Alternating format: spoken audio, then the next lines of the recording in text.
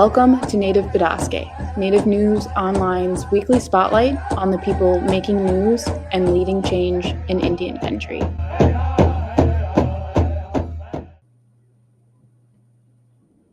Welcome to another episode of Native Bidaské. I'm Levi Rickert, your host. And with us today, we have Dean Dauphinais, who is a Marine Corps veteran. He is actually also a enrolled tribal citizen of the Turtle Mountain Band of Chippewa Indians of Spirit Lake, Dakota heritage. With over 25 years of leadership experiences, he has worked extensively in veteran services, nonprofit leadership, and policy advocacy, addressing issues such as homelessness, unemployment, and access to veteran administration benefits. Now, we have a crisis going on in this country that from one day to the next, we really don't know what's going on in terms of do they have jobs, do they not have jobs? But since we are under Trump 2.0, the Veterans Administration has been targeted and hit very, very hard.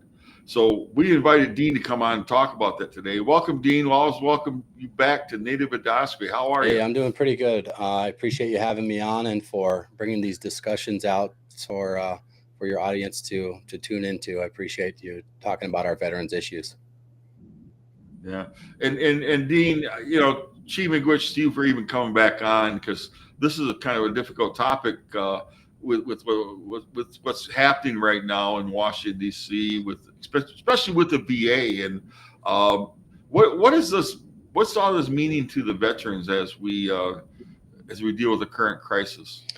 You know, I mean, I think the key word is uncertainty. You know, what it really means is we're uncertain of what direction we're heading and how things are really going to affect our Native veterans. Many of our veterans already struggle with access to services, whether it's due to distance or lack of outreach or, you know, other bureaucracies out there. So, you know, we're in uncertain times right now with the shifting priorities.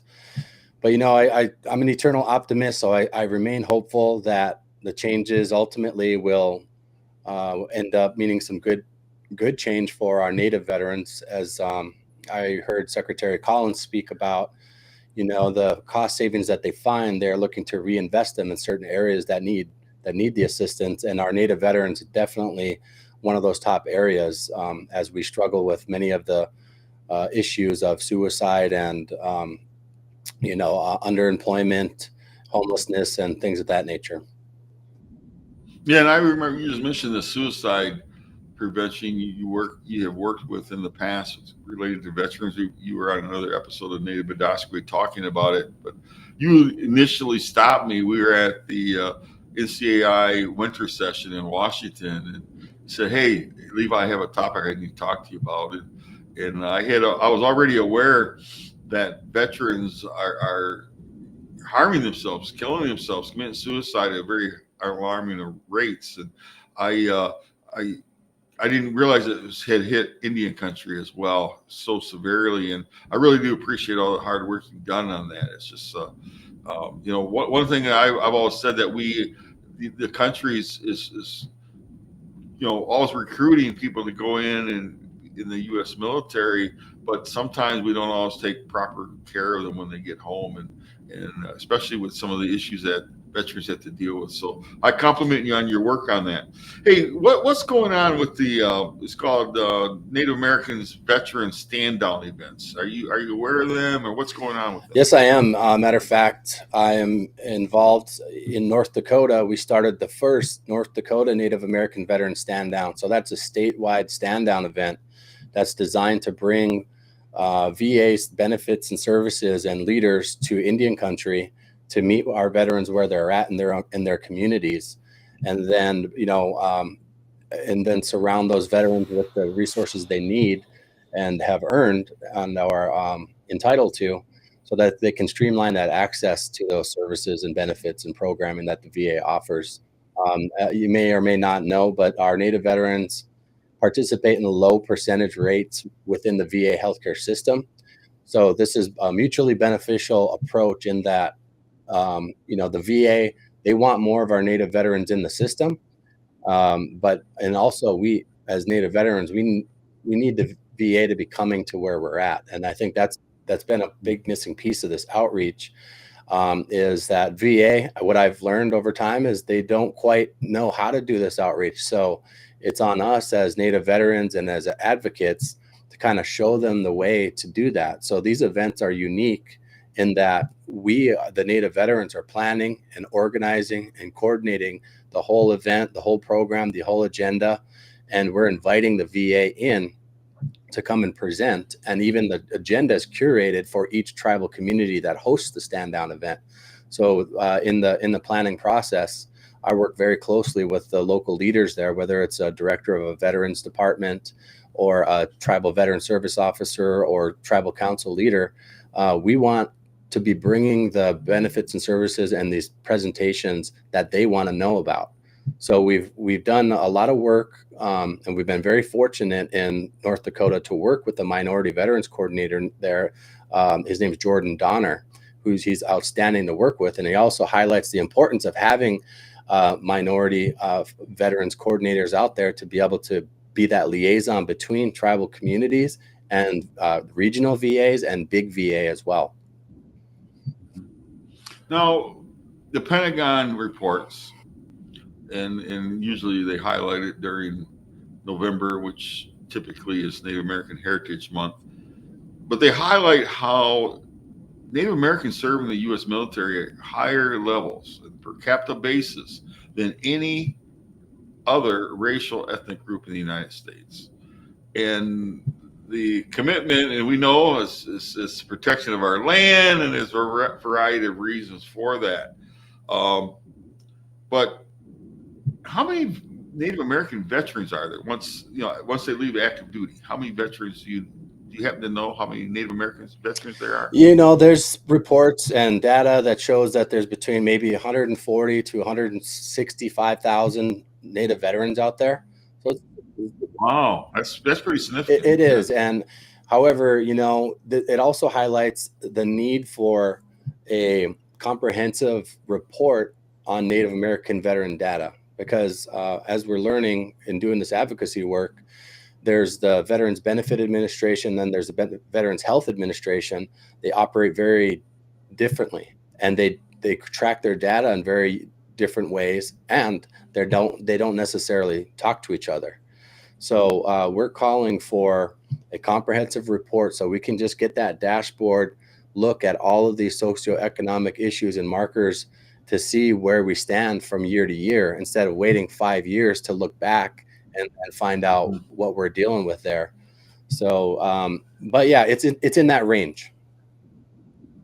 But do you have a feel for what their social economic level, the income levels would be for Native American veterans? Are they in par with other racial ethnic groups, or do we have a situation where so often there are so many Native Americans, not necessarily just veterans, but who live in poverty? Is it a healthy group, or in terms of income, or what would you say? The easiest way to say it is that we are at the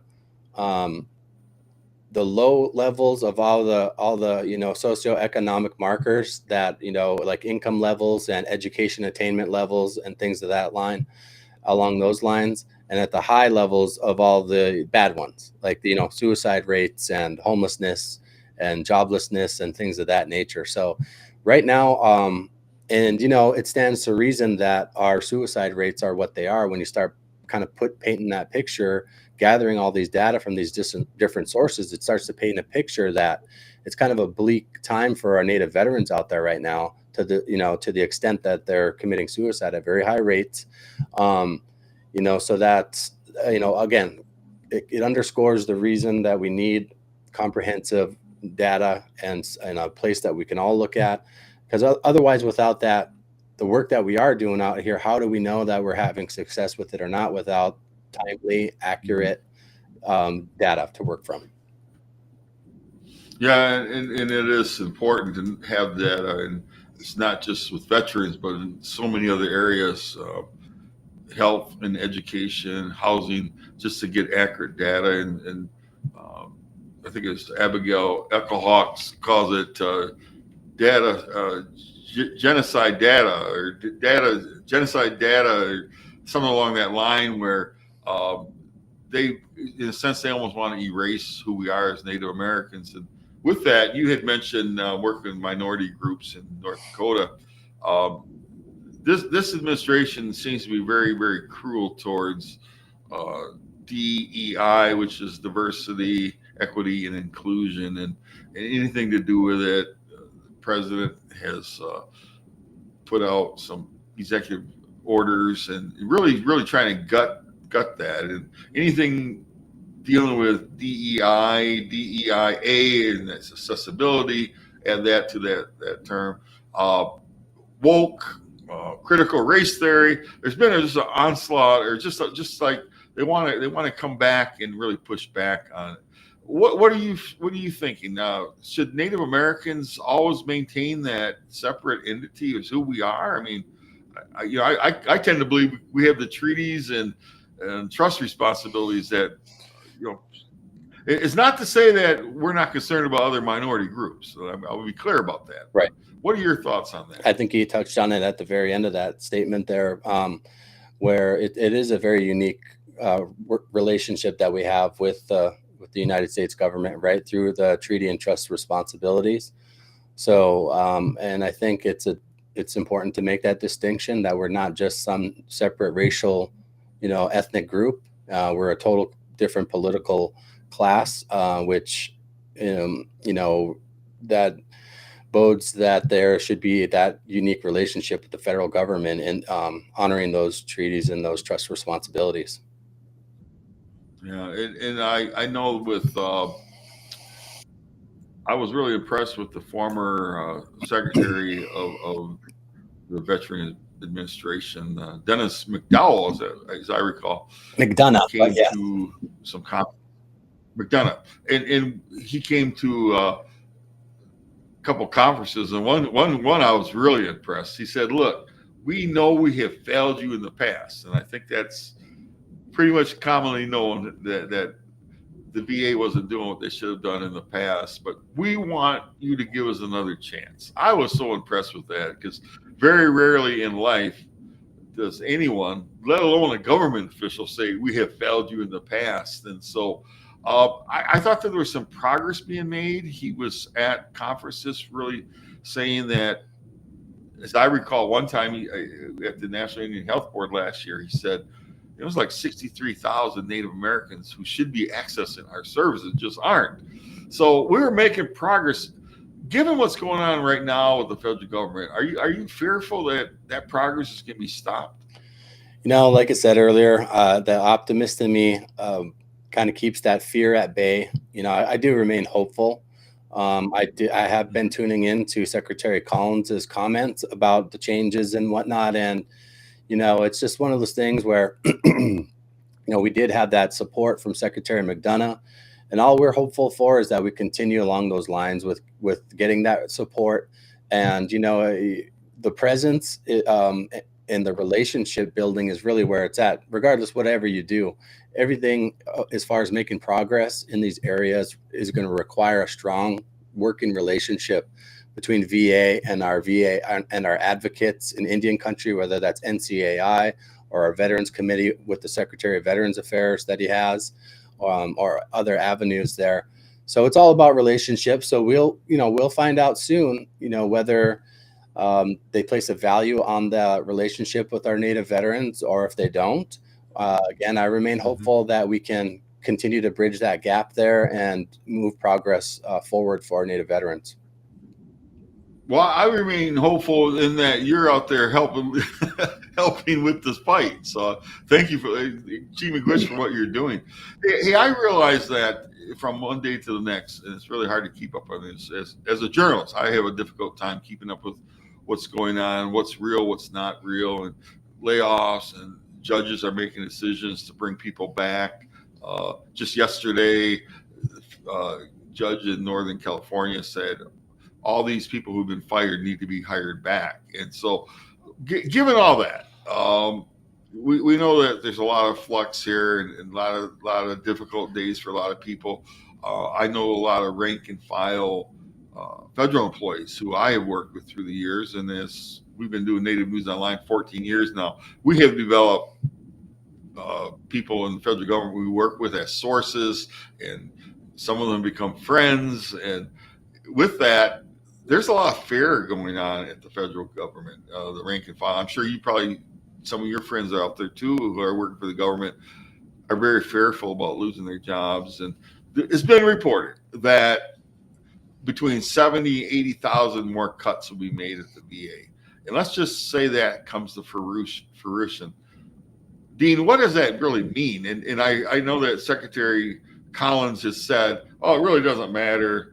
They're non-essential, or it's not going to have any impact. And I'm just having a hard time wrapping my arms around that statement that if you get rid of 80,000 people out of the Veterans Administration that's already fighting back, right, to get the reputation back and try to do better services. I'm just having a hard time believing 80,000 people being cut would not hurt. And I guess I'd like to know your comments on that. Well, I think anytime there's federal layoffs, especially to that extent, that our worry is that our Native veterans will be disproportionately affected in several of the ways. Job loss in travel and government services is one for sure. We have a lot of our Native veterans work for BIA, IHS, and the Department of Veterans Affairs as well. So if that's downsized, that can mean fewer job opportunities. Also, we worry about reduced access to healthcare and benefits with cuts. Processing claims and disability compensation, mental health services, access to VA hospitals, all those things. You kind of worry about if there's these cuts. Who's going to be manning the stations at these places to ensure these access to services remains free flowing. And then there's housing too. There's housing programs like HUD-VASH, which is a homeless prevention program, and other things where our Native veterans are definitely at higher risk for homelessness. So I think any kind of layoffs or budget cuts, it just kind of deepens that inequity. It's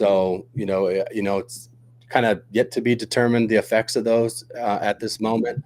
And again, I'm one who will take somebody for their word on things to an extent, and also hold them. I'm at the point in my life, and as a Marine Corps veteran and everything, where I'm okay standing up for our Native veterans because we need it. We need a voice, and there's a lot of people out there doing what I'm doing as well, is just trying to be that voice and be an advocate to highlight these inequities and just try to bridge the gap and move the needle a little bit to make things better and improve the quality of life of our Native veterans and their families as well, which was part of the mission that we're on. Well, again, I really appreciate what you're doing, and it's very, very much needed, the advocacy.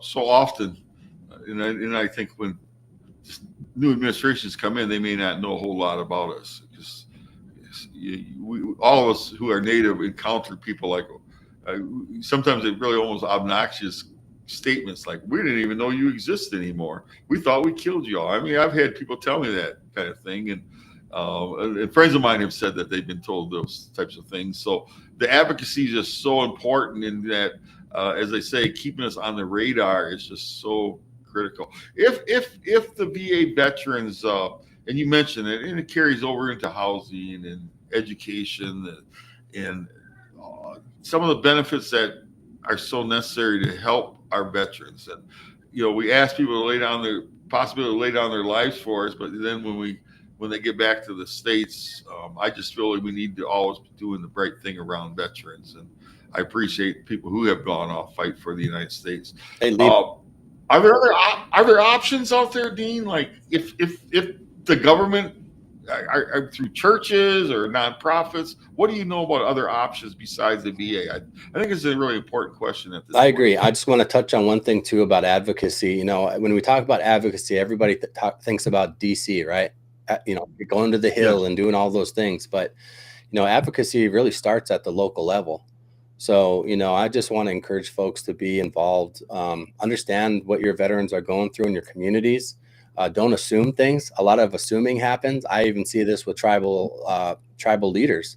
They assume that if they have a TVSO as a part of their tribe, or if they between the TVSOs and the VA, they kind of assume everything's taken care of for their veterans, which really isn't the case.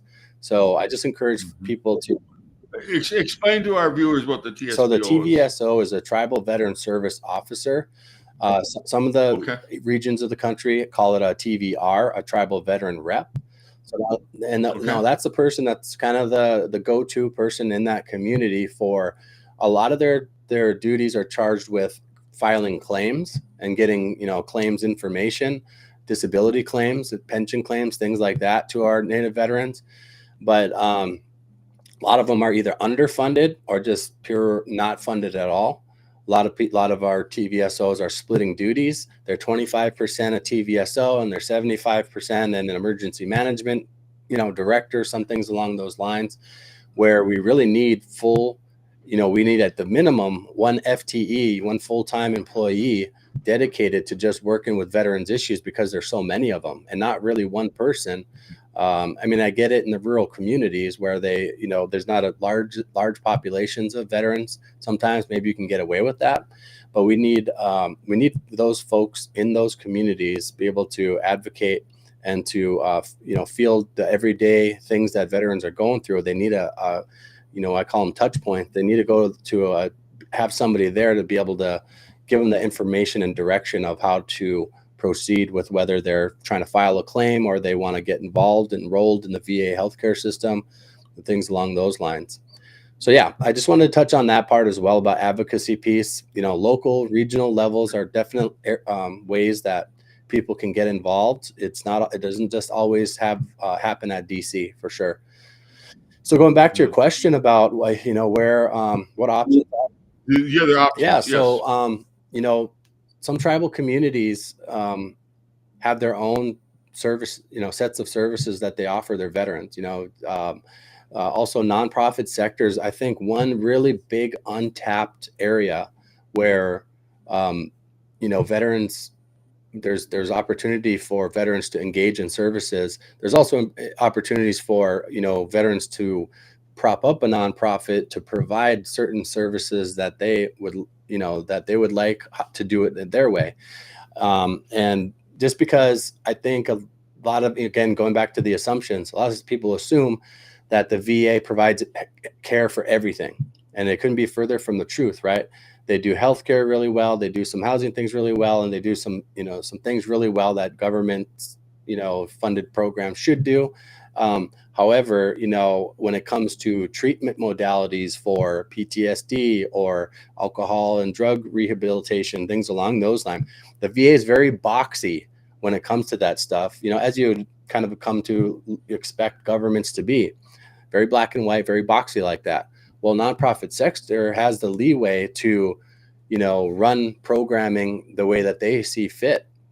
So I was really fortunate to be involved in the San Diego Veterans Coalition when I lived in San Diego for many years. I was on the board of directors there, and they have over 150 different nonprofit organizations that serve veterans out in San Diego. And they did everything from aquatic therapy to equine therapy with working with horses. There was a lot of them that were helping veterans get jobs. A lot of them were doing housing, just almost anything you could think of, yoga, there almost all these things you could think of. Somebody had a nonprofit that was propped up doing that service. So I feel like nonprofit sector is one of those areas that I think if you want to do some good work for our Native veterans out there, you could look down that route. And while I'm talking about nonprofit sector, we have the National American Indian Veterans Organization now, which is a nonprofit organization that just got a federal charter I think it's about exactly a year ago now. NAIV got a federal charter, which is a huge deal, because now that puts that group on par with your American Legions, your Disabled American Veterans, your VFWs. And now we have that seat at the table to be able to advocate, to Congress and otherwise for our Native veterans on a national scale like that. That really hasn't been done before. So that's a big deal. So if people want to get involved, And I know they have an upcoming inaugural convention coming in Tulsa, Oklahoma, May 4th through the 7th. And so that's going to be a time where veterans from across the nation are going to come convene. There are going to be elections held for leadership. There's going to be review of Constitution and bylaws, and hey, they're getting organized. So I'm really, I'm really optimistic about that effort specifically. And then, so outside of nonprofit sector, I'd say that there's different initiatives out there going on as well, as far as like peer support, communities. People are, again, getting out of the box a little bit. People are creating apps so that veterans can engage with peers prior to getting into a crisis situation, which is really important, right? We don't always want to wait till things just get to that crisis situation and try to provide interventions. So there's apps like, I've learned of the Talking Stick app, which is kind of an indigenized version of an app that creates that community for veterans. And then connectivity is a really big thing for especially our rural veterans.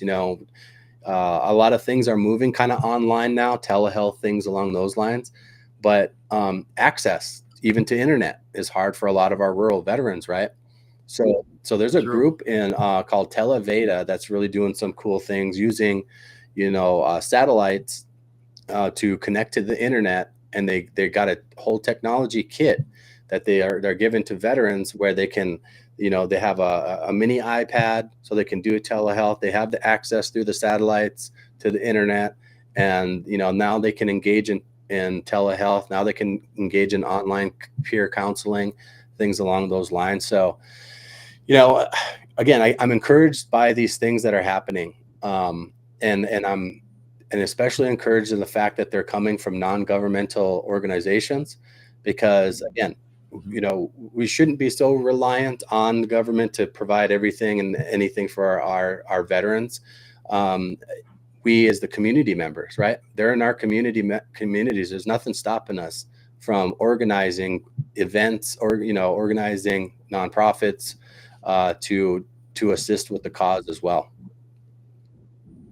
Well, Dean, thank you for the answer. And I will say this, please send me information on the upcoming conference for veterans in Tulsa. We will, at Native News, we'll do a story.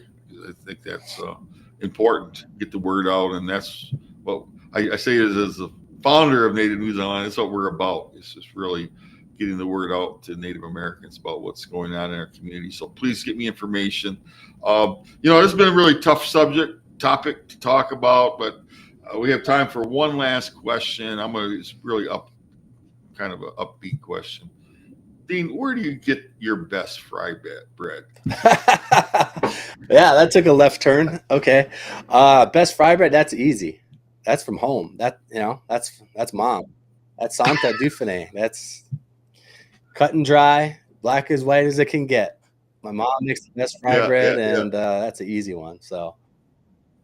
All right, man. Thank you so much for coming on. Shee McGuitch, keep up the good work. The advocacy work you do is priceless. And I always admire you. You hit me up at conferences and have you heard about this? And I love that. I love that. And please stay in contact. I think not just veterans, but all Americans are going through some really difficult times. And one thing about veterans, I guess in Indian country, we think about the veterans carrying the flags at powwows and other events, funerals.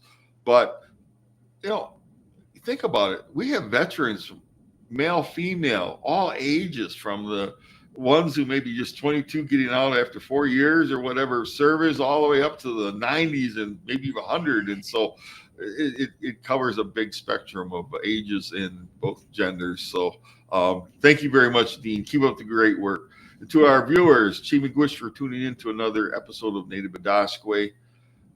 We are working very hard at Native News Online to keep you informed as to the different developments that's going on at the federal government, with talks of shutdowns, cutbacks, firings, but we're all in this together and we want to work together. So please keep watching and feel free to send in your comments and donations. So Shee McGuitch, we'll see you next week. If you appreciate what we do here at Native News Online, we invite you to donate to support our continued work covering Indian country. You can scan this code with your smartphone or go to the link located below this video to donate today. We greatly appreciate your support. Please be sure to subscribe to our YouTube channel and follow us on Twitter, Facebook, and Instagram.